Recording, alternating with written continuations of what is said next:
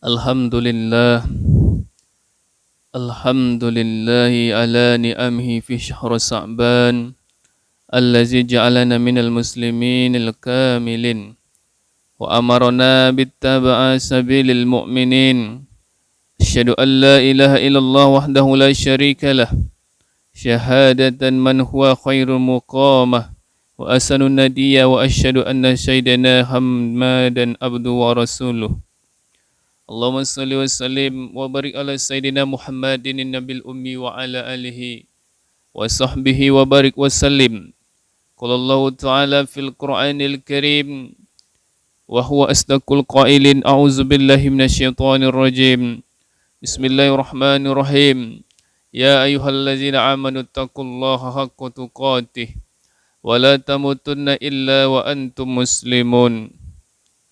Wa qala Allah Ta'ala fi ayatil ukhra, ya ayyuhallazina amanu taqullaha wa qulu qawlan sadida yuslih lakum a'malakum wa yaghfir lakum dzunubakum wa may yuti'illaha wa rasulahu faqad fazal fawzan 'azimah. Ibadallah, usikum wa iyyakum bittaqwallahi wa ta'atihi faqad fazal muttaqun. Hadirin sidang Jumat yang dirahmati Allah Subhanahu wa taala. Bersyukur kita kepada Allah Subhanahu wa taala yang telah menciptakan 7 lapis langit tanpa tiang dan 7 lapis bumi tanpa gantungan. Dan di antara keduanya hiduplah kita sebagai makhluk Allah. Untuk itu kita wajib mensyukuri nikmat-nikmat yang Allah berikan pada kita semua. Kemudian salat serta salam buat junjungan Nabi besar kita Muhammad sallallahu alaihi wasallam dengan melafazkan Allahumma salli ala Sayyidina Muhammad wa ala ali Sayyidina Muhammad. Mudah-mudahan dengan membaca salawat kepada Nabi Muhammad sallallahu alaihi wasallam kita mendapatkan syafaat di hari kiamat kelak. Amin ya rabbal alamin. Kemudian tidak lupa pula khatib berwasiat, marilah senantiasa meningkatkan takwa dan keimanan kita kepada Allah Subhanahu wa taala. Takwa dalam arti kata mengerjakan segala perintah-perintah Allah dan menjauhi segala larangan-larangan Allah Subhanahu wa taala. Hadirin sidang Jumat yang dirahmati Allah Subhanahu wa taala. Waktu terus bergulir dan mengalir dan tak terasa kita menghabiskan hampir bahkan sudah separuh bulan Sya'ban. Bulan suci Ramadan pun kian dekat dan memberikan suasana batin tersendiri bagi masing-masing orang. Ada yang bergembira dengan kehadiran bulan suci ini. Ada pula yang biasa-biasa saja. Sya'ban dan Ramadan dinilai tak jauh berbeda dari bulan-bulan lainnya. Sikap kedua ini bermasalah karena menjadi indikasi tentang tindak tidak sensitifnya hati kita kepada kemuliaan-kemuliaan waktu khusus yang tertuang dalam ajaran Islam. Umumnya suasana biasa saja itu bukan karena sikap ingkar, melainkan karena terlalu padatnya kehidupan seseorang dengan aktivitas duniawi sehingga menganggap perjalanan bulan Rajab, Sya'ban dan kemudian Ramadan tak ubahnya rutinitas belaka. Islam tidak menganjurkan demikian.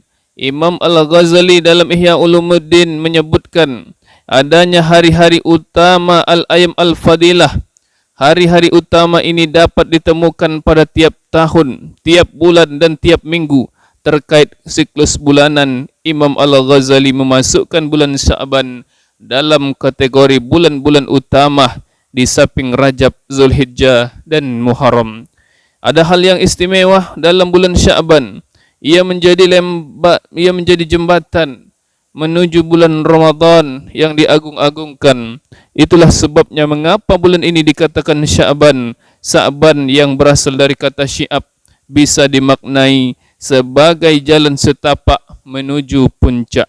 Artinya bulan Sya'ban adalah bulan persiapan yang disediakan oleh Allah untuk hambanya dalam menapaki, memantapkan diri sebagai persiapan menyongsong bulan puncak bernama Ramadan.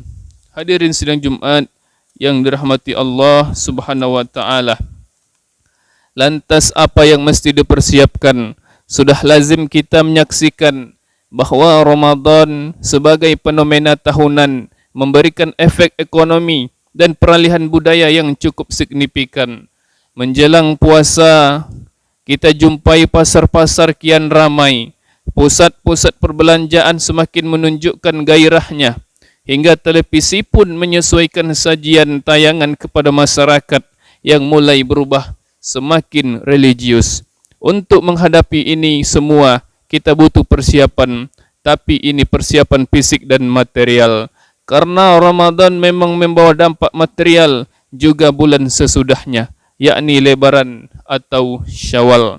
Akan tetapi persiapan yang kita maksud sekarang adalah persiapan secara spiritual sebagai jalan menuju puncak. Seyogyanya Sa'ban menjadi momen bagi umat Islam untuk memperkuat mental, menata batin dan membenahi perilaku untuk menyambut bulan puasa. Puasa dari makan dan minum maupun puasa dari sikap untuk selalu menuruti ego pribadi.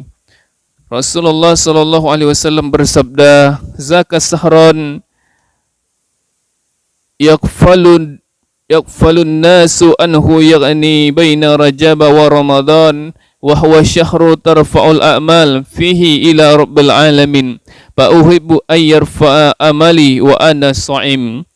Yang artinya bulan Sa'ban adalah bulan yang dilupakan manusia, berada di antara Rajab dan Ramadan, dan ia adalah bulan diangkatnya amal ibadah kepada Tuhan pemilik semesta Allah alam. Maka aku suka amal ibadahku diangkat ketika aku berpuasa. Hadis riwayat An-Nasa'i. Istri baginda Aisyah radhiyallahu anha meriwayatkan, hanya di bulan Ramadan Nabi Muhammad berpuasa 1 bulan penuh, dan saya tidak melihat beliau sering berpuasa kecuali di bulan Sya'ban. Dalam riwayat Ahmad disebutkan, puasa yang disukai Nabi Muhammad sallallahu alaihi wasallam ialah puasa di bulan Sya'ban. Ini menandakan bahawa persiapan menyambut bulan Ramadan yang diteladankan Rasulullah salah satu bentuknya adalah puasa. Bulan Sya'ban merupakan waktu yang tepat untuk berpuasa guna melatih diri untuk terbiasa puasa 1 bulan penuh selama Ramadan. Orang yang menjalankan puasa Sya'ban termasuk orang yang memuliakan dan menghormati bulan Ramadan. Rasulullah pernah bersabda, puasa Sya'ban itu untuk mengagungkan Ramadan. Hadis riwayat At-Tirmizi. Jemaah salat Jumat hafizakumullah. Bagi kebanyakan umat Islam, mungkin puasa deretan ibadah yang terberat di antara ibadah-ibadah lainnya. Puasa menghendaki kita untuk bertahan dalam lapar dan haus sejak terbit fajar hingga terbenamnya matahari. Meski demikian, dalam puasalah seorang hamba memperoleh pendidikan rohani yang luar biasa.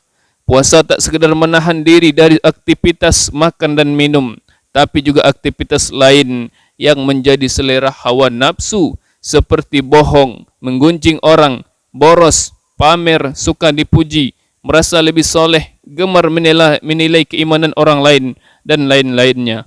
Hal ini terjadi bila kita memaknai puasa dalam 2 dimensi sekaligus, yakni jasmani dan rohani.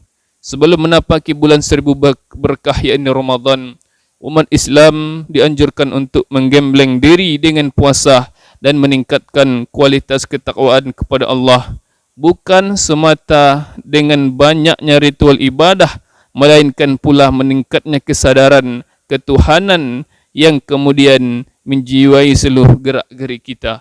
Barakallahu li wa lakum fil Qur'anil azim, wa nafa'ni wa iyyakum bima fihi minal ayati wa zikril hakim, wa taqabbala minni wa minkum tilawatahu innahu huwal ghafurur rahim.